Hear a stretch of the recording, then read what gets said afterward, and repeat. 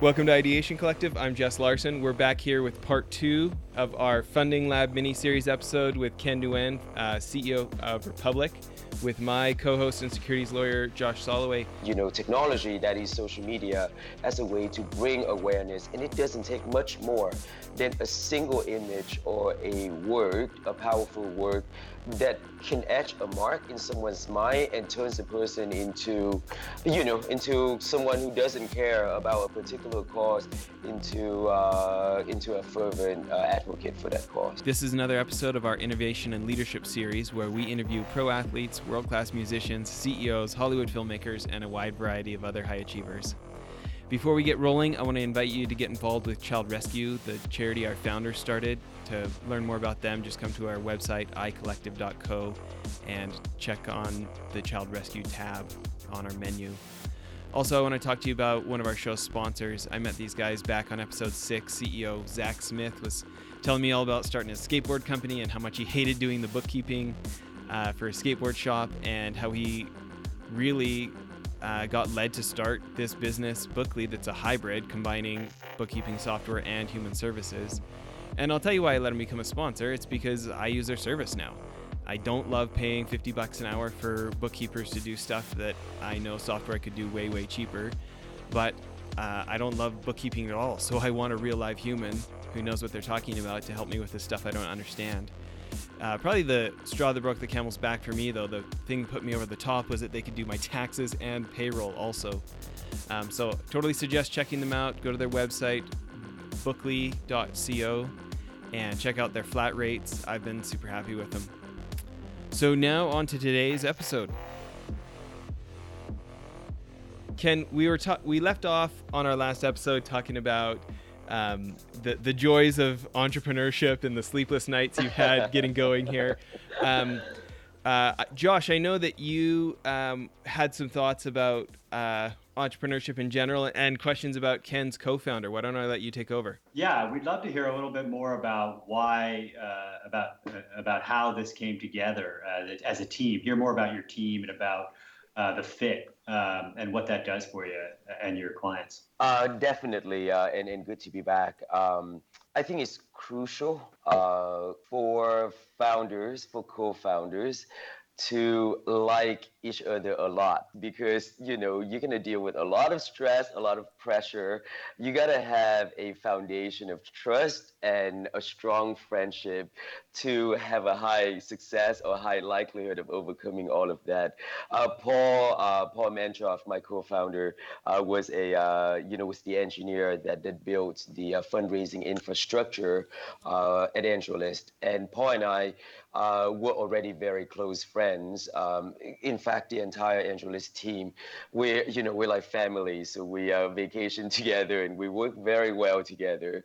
So from that foundation, and Paul and I both share the same interest in seeing venture capital being more accessible to people. And we have spent, many days, many months talking about it before setting out to build Republic.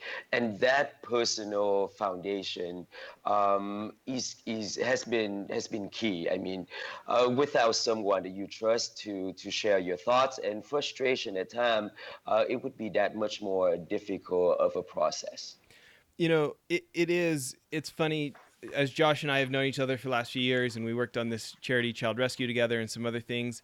We make the joke a lot about, business partnerships are like marriage, except that the other person isn't as good looking as your spouse. And and it's something that I think you see a lot of first time partnerships take very lightly, but after that first time, typically people don't take it lightly anymore, right? It can be pretty painful. So we've got a few, Ideation Collective. We've got a couple of other businesses going. We've got our video production arm. We've got our consulting firm, Mylan Advisors. One of the things that we're so interested in as we go around and teach classes about whether it's, mergers and integrations or M&A integrations or sales training or these different things, is the kind of conversations that people have. When you think about whether it's things that you need to help your co-founder gain expertise on, or whether it's leadership development within your own team, growing your team, you think about, classes are great, but really it's repetition that helps humans, gain internal capability. Can you talk at all about your own staff and maybe kind of the headspace you get in so that when you're having a one-on-one with a staff member that you feel like it's actually going to be helpful to them? Yes, and harking back to your question that Josh asked a moment ago about what we learn from Angeles, and staffing is one. The culture, which I definitely believe in, is a flat one, a non-hierarchical one. So, as a very early stage company with a small team, I mean, there are five of us full time right now. The hiring process is that you bring in people with domain expertise that supplements the current team's expertise. So my co-founders has expertise in engineering. I understand securities law and business rather well. We bring in designers, people on the business development side. So at the earliest of stages, I don't know that we would have the bandwidth to really onboard and teach people, necessary skill set to do their job, but that we want to attract and hire people with that existing expertise.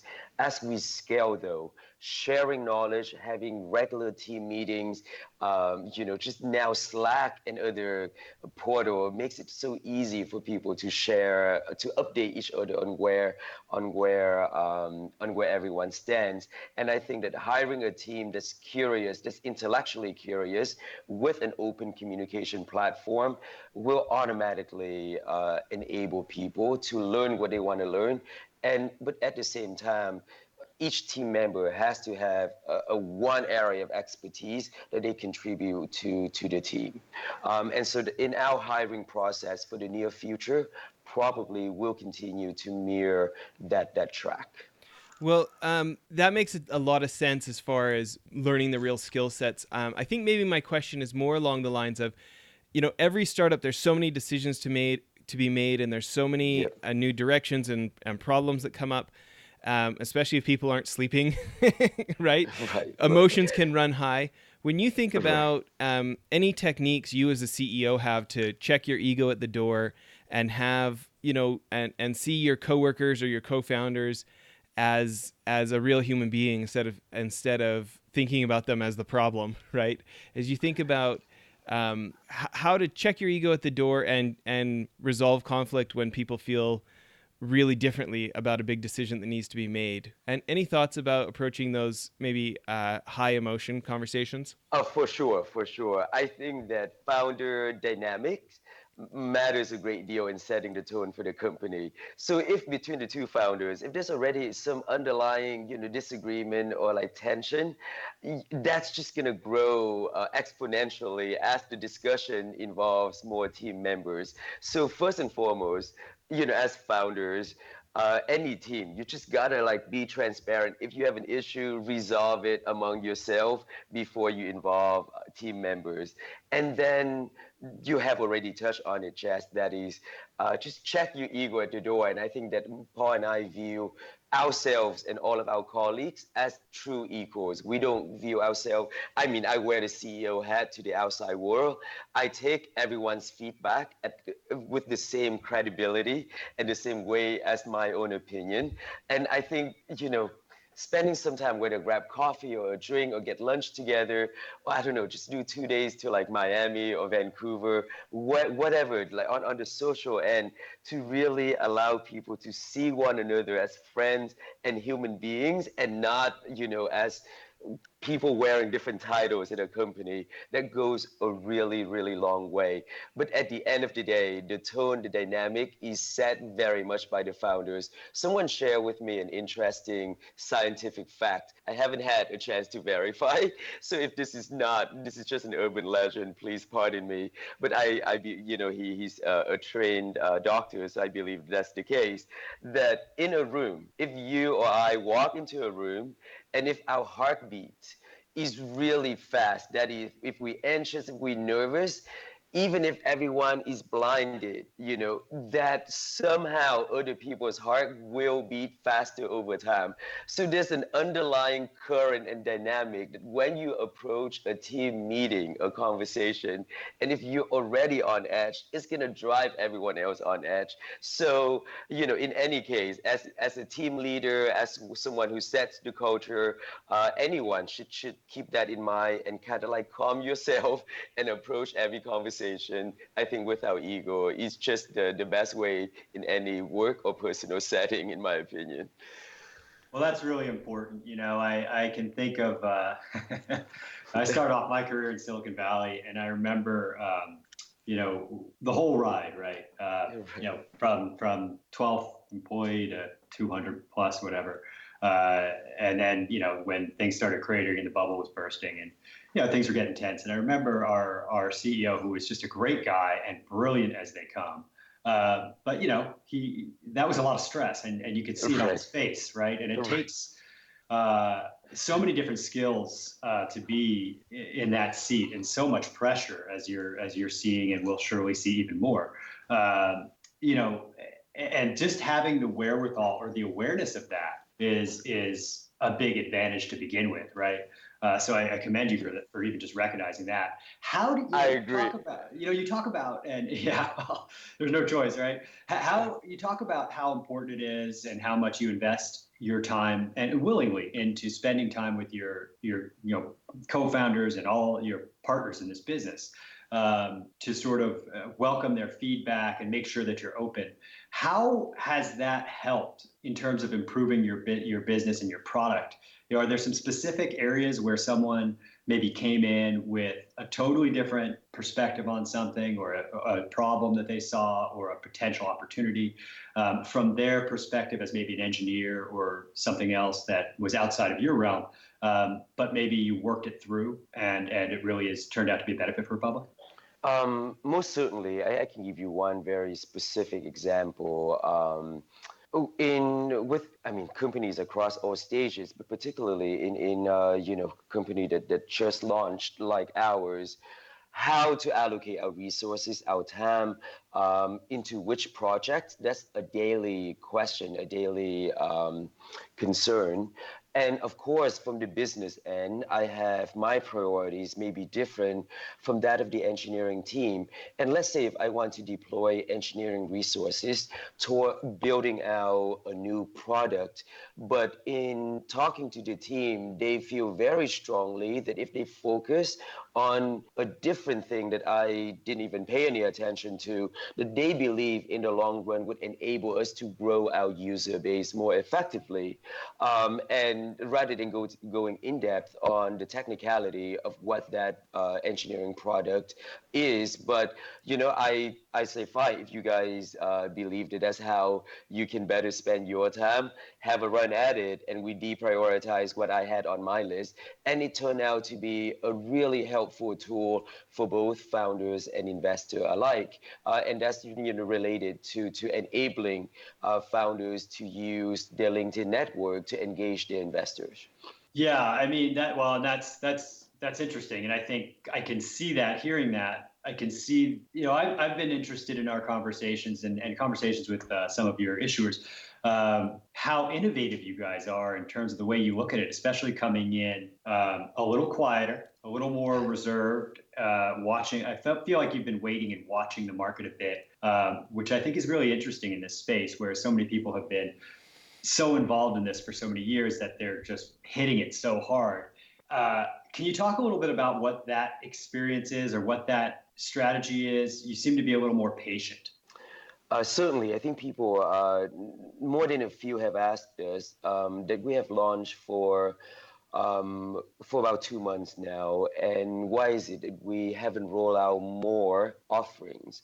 Our answer is this: it is so new that no one has the answer just yet. We're working on one, but we still haven't found the true answer as to how to effectively enable entrepreneurs to engage the general public. So, with the current four companies, the reason why we're taking a slow approach is so that we can, one, focus our attention in helping them. I wouldn't be able to spend the time that I have with 80 or 40 or even 20 companies. So I want to make sure that I give them the best support that I personally and the team can as a group can deliver.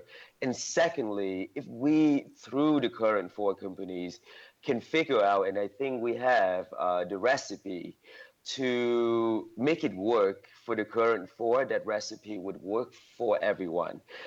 For a lot of them, obviously, everyone meaning mission driven entrepreneurs, but who may not understand business as well as, say, the three of us do on the call right now due to our prior experience. So the R&D process to develop more, we're not just a funding portal, we're building a community with a recipe that if people follow in the future, they're going to be able to fundraise if they do everything that we spell out for them to do. So it's that product creation process that's taking some time, and we're not here to roll out as many deals as we can in hope of getting as much commission as we can. Of course, we like money, and of course, we're a business, but our mission is to help founders explore and realize the potential of retail crowdfunding. And we're working on it, and we hope to have some cool update for you guys in a few weeks. So I actually think this is a good place to pause for just a minute to tell you about one of our show sponsors. I was actually pretty excited when Skillshare reached out. A lot of our listeners know I'm a real learning nerd, really into the audiobooks and things like this. And these guys have a ton of great classes. There's like 16,000 classes on their website, but you only pay one monthly price. You don't have to pay per class like a number of the services out there. So it's unlimited access with a low monthly price kind of thing. But the breadth of the classes and the quality of them, I'm actually really impressed with. I was on there for just a few minutes and I had like a dozen classes I've saved to take. There's stuff on social media marketing, mobile photography, logo design, just all sorts of things for growing a business or creative things. And what's nice is they're letting me give away a free month. If you go to Skillshare.com/leader, you can get a free month. The class that I would recommend for sure right off the bat, though, is from Seth Godin. I'm a big Seth Godin fan, read all his books. A lot of my friends are too. But he's got a class on there called the Modern Marketing Workshop that I really could not recommend enough. I actually think it's better than a number of his books because it's super broken down, specific how-tos. Answer this question for yourself, make a plan, write it down. It's not as much general marketing advice. It's like specific. You need to do stuff different if you watch this. Anyways, Skillshare.com/leader. Get a free month. There's tons of stuff on there worth checking out. But my personal recommendation, the Modern Marketing Workshop by Seth Godin, is the one that I think you should at least check out. Anyways, let's get back in the interview. Well, we look forward to that. As I think about innovation and what you guys have done, I think about the Safe product, the Crowd Safe, which is really interesting. Can you explain what a normal safe is for our audience and what the Crowd Safe is, why you felt that necessary and how that helps both investors and companies? Yes, so before touching on the SAFE, let me just quickly walk through the equity debt and convertible debt piece. So back in the old day when a company fundraises, they issue equity shares in the company. There's a problem with that, of course, and that's valuation. In the early stage, how do you value? And it's really expensive on the legal end and the accounting end. So the alternative to undertaking all of those expenses is to issue debt. You just borrow money and you pay it back. And that's not very interesting for investors. You're just a lender, right? You don't feel as engaged. So there came the convertible debt, which is similar to the debt instrument, except that you don't actually pay back the capital. when you raise your money at the next equity financing round with a lot of money and valuation is not a concern, you convert the loan into equity. It's called convertible debt. There's a problem with that, of course, is that because it's a debt, there's accrued interest. So there's like accounting complication linked to interest. So Y Combinator, of course, a very well-known leading accelerator based in Silicon Valley, come up with what is known as a SAFE. It stands for Simple Agreement for Future Equity. So it's essentially a convertible debt without the interest rate. It's an agreement saying that, hey, I'm giving you $100,000 now, and when you raise your next equity financing at Series A, are you going to convert that into preferred shares at that round? There's no interest, and a lot of people deem that to be an equity on their book.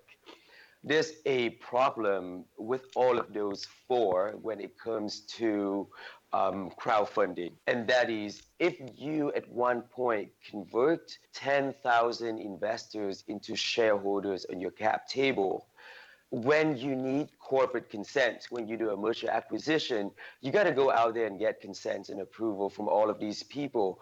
And just that inconvenience alone would cause venture firm from not wanting to invest in your company. So we call that the cap table problem. The crowd safe that Republic came up with, and I think it's been adopted by a few industry players by now, is essentially the safe, except that you defer the conversion down the road. You kick it down the road so that you wouldn't convert until there's an IPO, a merger acquisition. That way, investors get the economic upside of being an equity investor, but they would never be shareholders on the company's cap table unless and until the company is ready for that to be the case. That's really interesting, and not to go too detailed on it because we're running out. We'll run out of time, and I have too many questions that will bore people and put them to sleep because if they're not lawyers. In any event, that's really interesting. But I wanted to touch on that because it was so innovative. It's such a different sort of way to approach the problem, and it was really an interesting representation of what this space could be about. Right? When you look at the sort of your roots in Silicon Valley, your background, frankly, even with more traditional big law here in New York, it's really interesting because it seems like that's the kind of thing that could only grow out of that kind of experience, and of course having a broad-based team. So that's really great. We like to.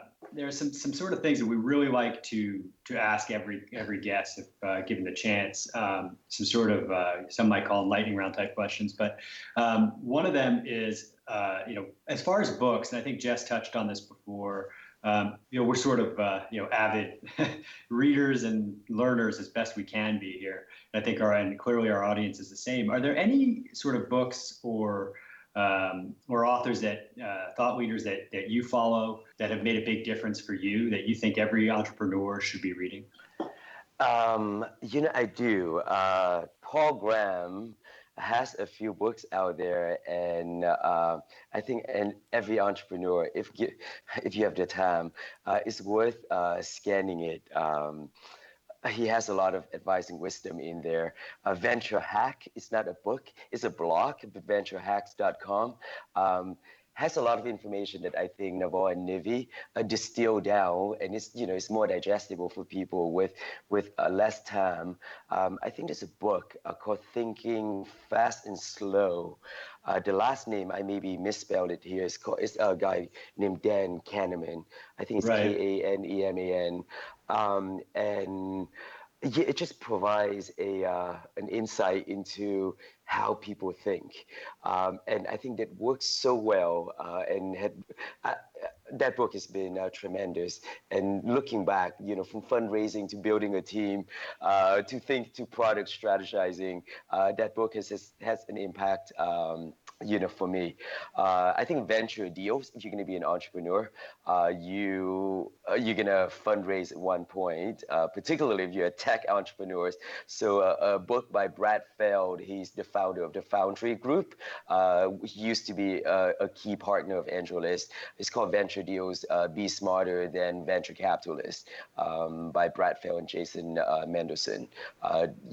Those are a few that I think would serve founders well. Yeah, and Brad, and just to touch on that too, Brad also does, and Brad and Jason also have a class, I believe, that goes along with that. That's free if people really read it and want to dive in and even, you can look up. I'm sure it's on Foundry Group and what have you. But that's a really, I think I agree with you on that. And Brad's been amazing.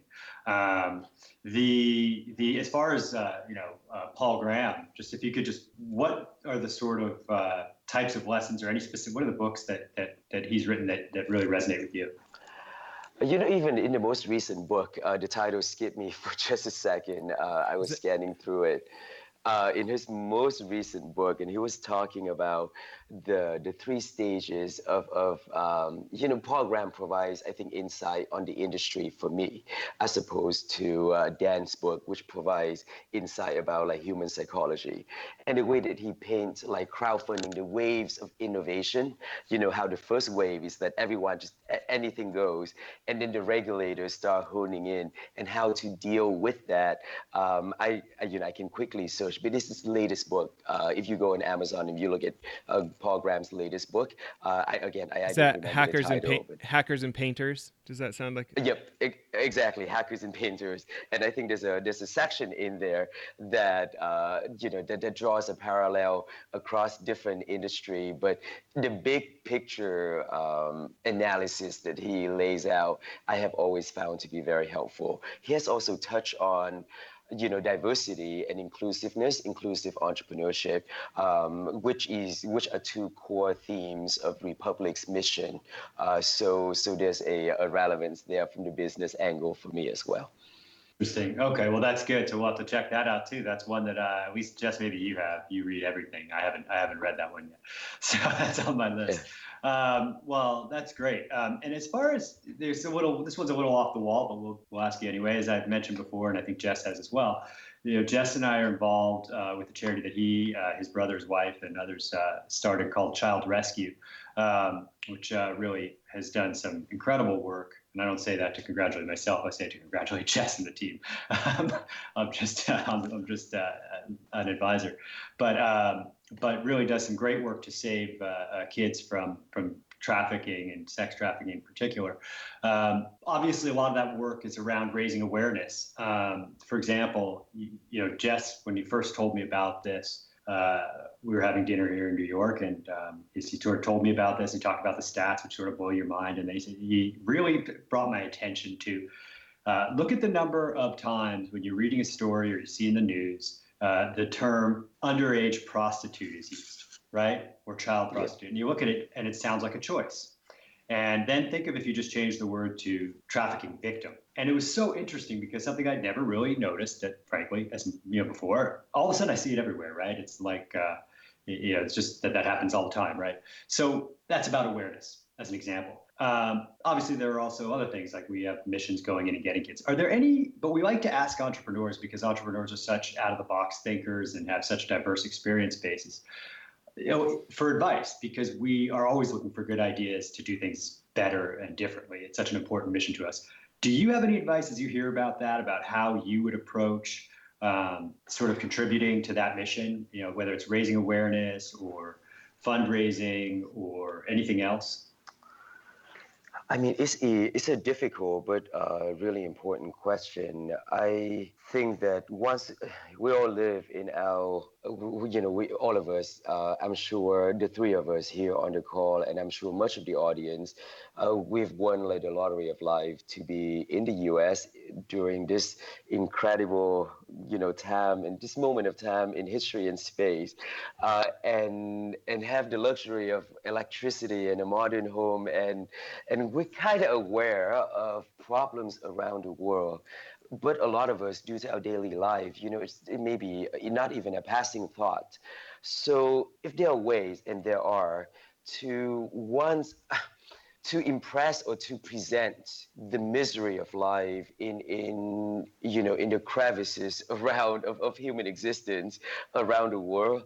I think that human by nature, we're good people at heart, and we empathize, and we would do things if they're in front of us and we think should be done or are wrong or should be fixed. But that how to get that message, that image, that miserable experience of someone else that we think should be alleviated.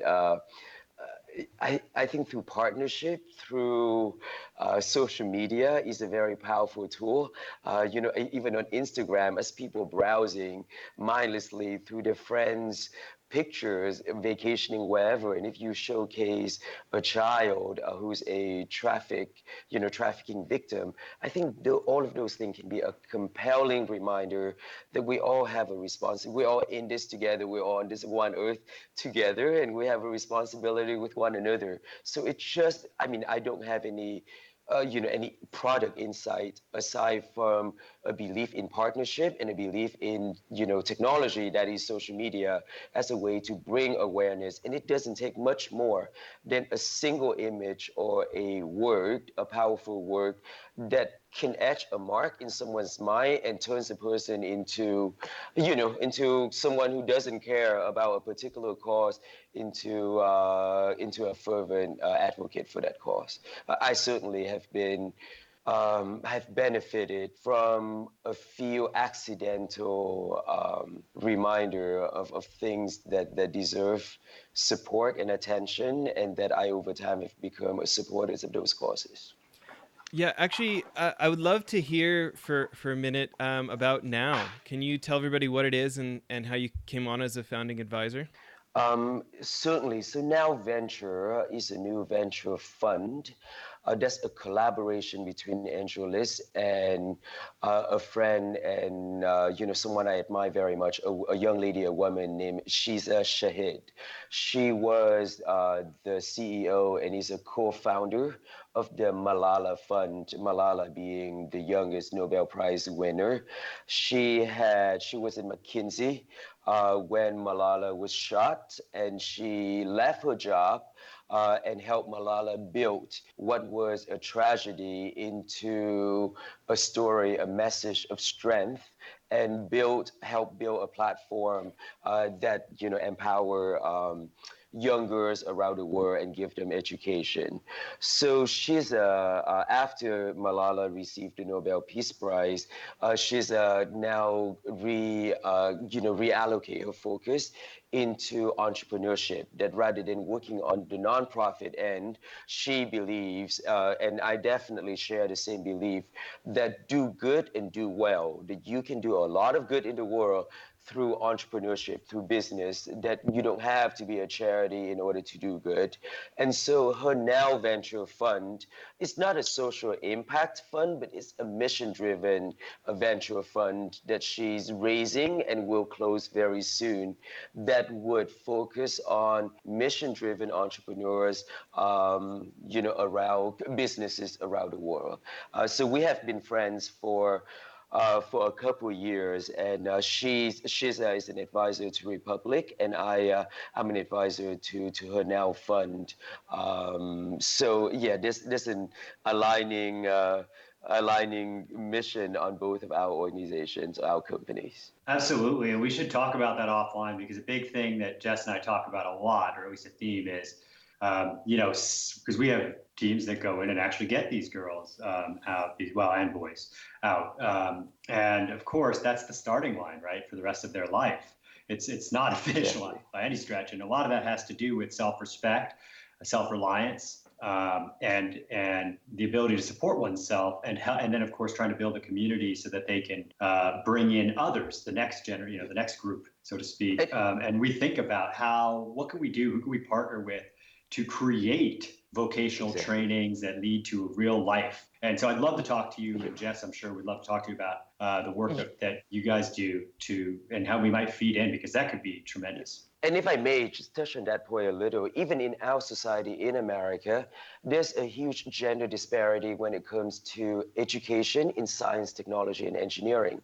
I mean, by the age of 10 or so, if, and I'm speaking on obviously, a gross generalization here on average, but a girl, a 10-year-old girl, if she gets a C in math, the message is often, well, focus on writing and art, whereas a boy would be encouraged to try a little harder, to do more. In fact, if you look at magazines for young boys and young girls, you can see where the media or where our social construct has frame their mind in a way that discourages women or girls to go into engineering and science. And this is not to talk about another company on Republic, but Razia is one of the four companies, and her product is a race car that teaches girls specifically engineering, science, and technology.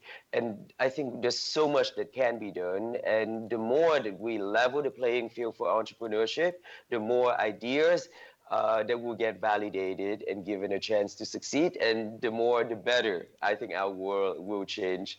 So I think our work will go a long way, and I'm so grateful for both of you, Jess and Josh, to have me today and for your work in bringing awareness to all of these important issues.